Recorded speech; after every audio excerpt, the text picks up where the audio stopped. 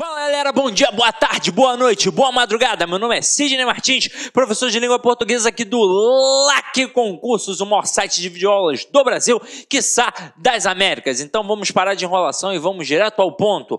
Hoje a gente vai estudar vozes verbais, assunto demasiadamente cobrado nas provas de concurso público de esfera geral.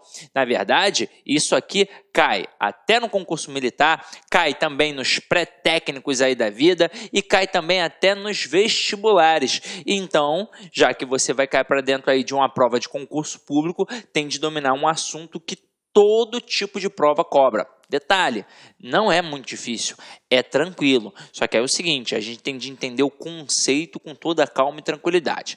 Quando a gente fala em vozes verbais, eu tenho de entender que quem manda é o verbo. Essa é a pegada. Quem manda é o verbo.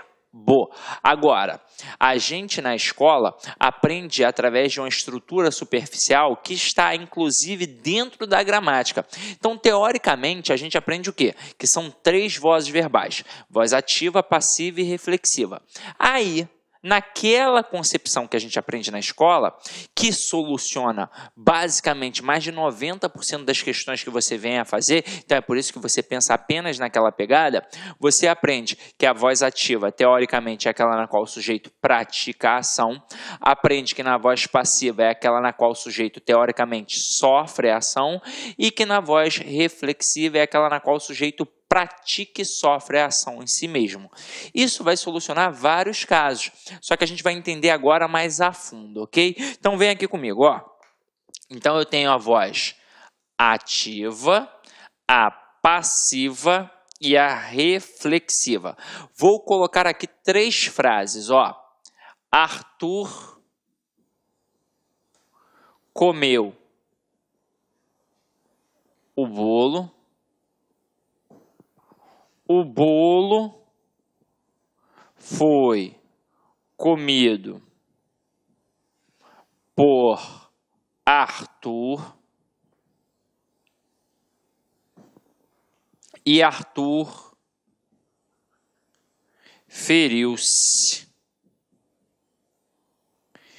com a faca. Então vamos lá. Então, voz ativa, aquela na qual o sujeito pratica, voz passiva, aquela na qual o sujeito sofre, e voz reflexiva, aquela na qual o sujeito pratica e sofre. Dica que eu vou te dar. Para concurso público, o creme de la creme é a passagem da ativa para passiva e vice-versa. Então, a reflexiva ela acaba sendo um galho fraco. Não significa que não caia, mas ela cai menos, até mesmo porque, para nossa compreensão, é muito mais fácil. Quer ver? Vamos analisar. Então, acompanha aqui comigo, ó. Arthur feriu-se com a faca. Quem foi que praticou a ação de ferir? O Arthur. E quem sofreu a ação de ser ferido? O próprio Arthur. Então é por isso que eu chamo de voz reflexiva. Por quê? Porque o Arthur pratica uma ação e ele sofre o reflexo de sua ação. Então este pronome ser aqui eu vou chamar de pronome reflexivo ou de partícula reflexiva. Por quê? Porque indica reflexividade do processo. Afinal de contas, é como se eu dissesse que o Arthur feriu a si mesmo, que o Arthur feriu a si próprio. Aí você vai dizer assim para mim: ah, Sidney, mas na época da escola eu aprendi com a minha professora que existe uma tal de voz recíproca. É pertinente isso, Sidney? Vamos lá. E aí, o que você tem a me dizer? É pertinente sim. Só que é o seguinte, para a gramática tradicional, a gente tem 3 vozes, a ativa, a passiva e a reflexiva. A recíproca, na verdade, é uma extensão da reflexiva. Funciona assim, ó. Eu coloco Arthur e Joana se beijaram. E aí você vai reparar que o Arthur pratica uma ação, só que ele também sofre a ação. Assim como a Joana também pratica e também o quê? Sofre. Só que agora é o seguinte, eu não tenho apenas um elemento. Então não é um elemento praticando uma ação e sofrendo o reflexo de sua própria ação. Eu tenho, na verdade, dois elementos. É um processo simultâneo e por isso eu penso na questão da reciprocidade. Porque para existir reciprocidade, tem de existir dois elementos, tranquilo? Então aqui, ó, eu já aprendi o que é a partícula reflexiva e acabei de aprender o que é a tal da partícula recíproca. Qual é a principal diferença entre a reflexiva e a recíproca? Apenas o número de agentes. Na reflexiva, eu só tenho um, que sofre o reflexo de sua ação. E na recíproca, obrigatoriamente, eu tenho dois elementos. E por isso eu tenho reciprocidade. Ok? Tranquilo? Então vamos lá. Agora, eu vou apagar essa parte aqui de baixo, que você já anotou espertamente, sabiamente. E a gente vai cair para dentro das outras duas sentenças que a gente tem aqui agora, ó.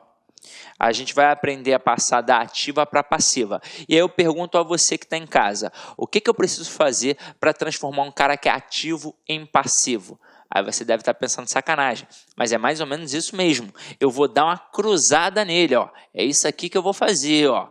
Só que é o seguinte, vamos analisar etapa por etapa. Quando eu digo Arthur comeu o bolo, quem praticou a ação de comer? Arthur. E quem sofreu a ação de ser comido? O bolo. Então, eu tenho um verbo, que é o verbo comer, um sujeito, que é Arthur, e um objeto, que é o bolo. Detalhe, eu aqui tenho um verbo transitivo direto. Verbo transitivo direto é aquele que pede o complemento sem a preposição. Ou seja, aquele que pede um objeto direto. E aí a gente entende que para cada ação que a gente pratica, sempre haverá alguém que vai sofrer ou ser alvo da ação. Quem sofre é alvo da ação funciona como objeto. Mas aí pensa comigo, quem é que sofre? É o objeto direto. Então, a gente sempre, para fazer questão de vozes verbais, vai pensar num verbo que seja transitivo direto. Por quê? Porque só dá para passar da ativa para a passiva quando eu tenho um verbo transitivo direto, ou então, quando eu tenho um verbo transitivo direto e indireto, e isso por causa do direto. Daqui a pouco eu vou mostrar para vocês. Por quê? Porque o cara que está sofrendo a ação na ativa é o que vai passar a sofrer na ação na passiva e vai ser chamado de sujeito. Eu não tenho como fazer isso com um objeto indireto, por exemplo. Por quê? Porque eu não posso ter um núcleo de sujeito preposicionado, já que o objeto indireto tem preposição, como é que ele vai vir para a voz passiva com aquela preposição sendo um sujeito? É impossível, tranquilo? Então vamos lá, eu tenho aqui Arthur, que é o sujeito, o verbo, que é transitivo direto, e o bolo, que é um objeto direto. Então, vamos lá, vamos analisar etapa por etapa.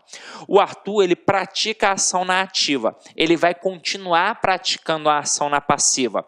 Só que a gente agora vai mudar a função sintática, porque na ativa quem pratica é o sujeito. E na passiva, quem pratica é o agente da passiva. Agora, e o bolo ali? Ele está sofrendo a ação na ativa. Quando passar para a passiva, ele vai continuar sofrendo a ação. Eu só vou mudar o quê? Eu vou mudar a função sintática, porque na ativa quem sofre é o objeto direto. E na passiva quem sofre é o sujeito. Ok?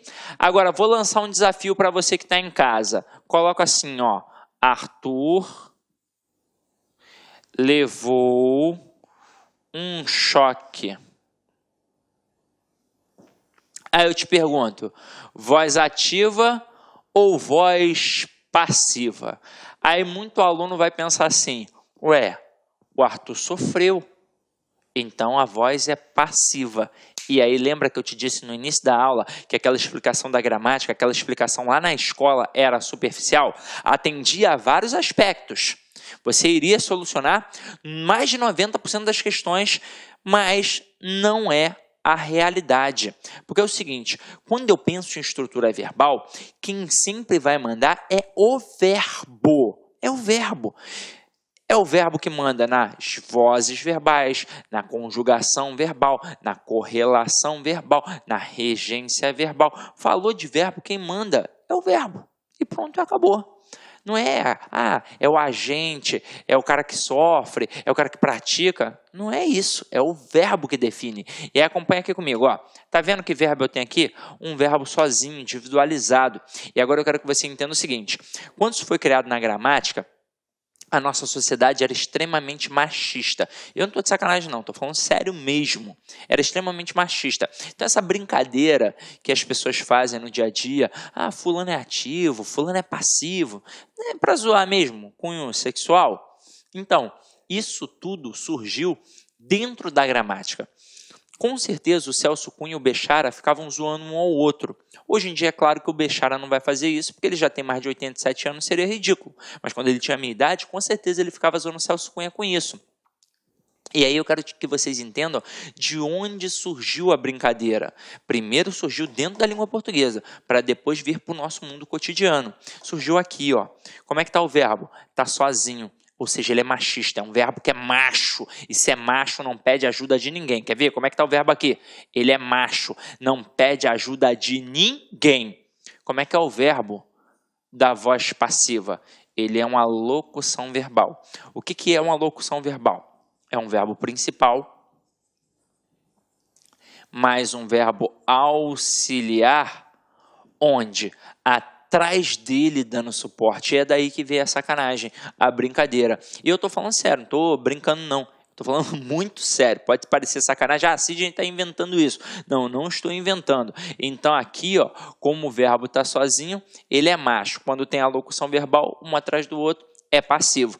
E aí, só para citar como exemplo, eu falei essa concepção do machista que não pede ajuda de ninguém, eu vou até provar. Por exemplo, você, mulher que está em casa, que namora ou que é casada, pensa só. Alguma vez você já se perdeu com seu marido ou seu namorado no meio da rua? Estou falando sexualmente não, tá? Pelo amor de Deus. Se perdeu mesmo, não estava encontrando um local. Eu tenho certeza absoluta, mas absoluta, que o seu marido, seu namorado, seu noivo, seja quem for, ele não pediu a informação. E aí você, agora eu vou pedir desculpa aos homens, eu vou ensinar a mulherada a dominar o homem na palma da mão. Você estragou tudo, porque você começou a brigar com seu marido, seu namorado, com seu noivo, se bobear, desceu do carro e foi pedir informação. E aí estragou, tiveram uma noite de brigas. O que você deveria ter feito? Você deveria falar assim, amor, eu confio em você. E aí na hora que ele achasse o local, você deveria falar assim, amor, realmente você é o meu herói. Eu não estou de sacanagem, é porque a gente, o homem, ele é criado para ser macho alfa. A sociedade é machista, não adianta. Ele foi criado para ser macho alfa. Então ele quer mostrar para você que ele é um macho alfa. Se você estragar isso, vai acabar tendo uma briga. E eu quero que você entenda que ele só tem esse posicionamento quando ele está com você. Porque se ele estivesse sozinho, ele já teria procurado, por exemplo, uma banca de jornal. Lá em casa, por exemplo, você está uma situação. Eu não dirijo muito bem, eu admito, sou ruim de roda. Quem dirige lá em casa é minha mulher, minha esposa. Aí uma vez, já tem um tempasso, ela foi fazer uma prova lá na UF. E aí eu fui com ela, né? Aí eu falei assim, aí quando nós chegamos, não tinha mais local para estacionar dentro da faculdade. Eu falei, amor, vai lá fazer sua prova e eu vou estacionar aqui para você em algum local. Ela, pô, tem certeza? Porque eu sou ruim de roda mesmo. Eu falei, tem, amor, vai lá, tranquilo. Aí nisso, eu já com mania, né, virei o volante junto com a seta e nisso passou um carro já me xingando. Eu falei, pô, já fiquei tenso. Aí eu fui com o carro em segunda, com a cara colada no volante, pedindo terceira, e eu com medo de acelerar, né, para não bater. E aí eu fui, achei uma vaga perto do campo do Gragoatá, que tem lá em Niterói, entre dois carros importados. Caraca, eu olhei e falei assim, ai meu Deus do céu, o que eu vou fazer? Se eu tivesse com a minha mulher, sou macho alfa, eu teria estacionado ali, teria colocado o carro ali, mas nem se batesse eu pagava depois. Mas como eu estava sozinho, o que eu fiz? Desci do carro, era perto do campinho de futebol, fui lá, cheguei para a rapaziada e falei, aí, com todo respeito na humildade, galera, alguém sabe estacionar? Aí o camarada, pô, eu sei. Eu falei, pô, quebra essa pro amigo, que aí eu pago uma cerveja pra rapaziada. Aí o cara foi lá, parecia o Ayrton Senna. Pegou o carro todo torto que tava, ele nem ajeitou. Do jeito que tava, ele foi lá e colocou, né? Colocou na vaga. Eu falei, caramba! Aí fiquei ali tomando, né? Na época, uma cervejinha. Hoje em dia nem bebo mais, mas fiquei tomando uma cervejinha com a rapaziada. Acabou o futebol, a galera foi embora. Quando a minha mulher chegou, ela olhou, ela falou, caramba, amor, você colocou o carro aí? Eu falei, sou foda. Mas a sorte foi que ela não pediu para tirar o carro. Porque se ela tivesse pedido, né? Aí eu ia ter que admitir tudo. Mas eu quero que vocês entendam isso. O homem, ele só tem essa postura quando ele está com vocês, porque ele quer mostrar que ele é o provedor. Então não estraga isso não, deixa só o homem pensar que manda. A gente sabe que quem manda são vocês. Agora, vem aqui comigo, ó, para continuar. Olá, meus amigos, minhas amigas. Olha só, você que está estudando para o concurso aí do Tribunal de Justiça do Estado do Paraná, uma grande oportunidade para quem almeja, para quem deseja o seu tão sonhado cargo público. Nós aqui do Lá Concurso preparamos de novo.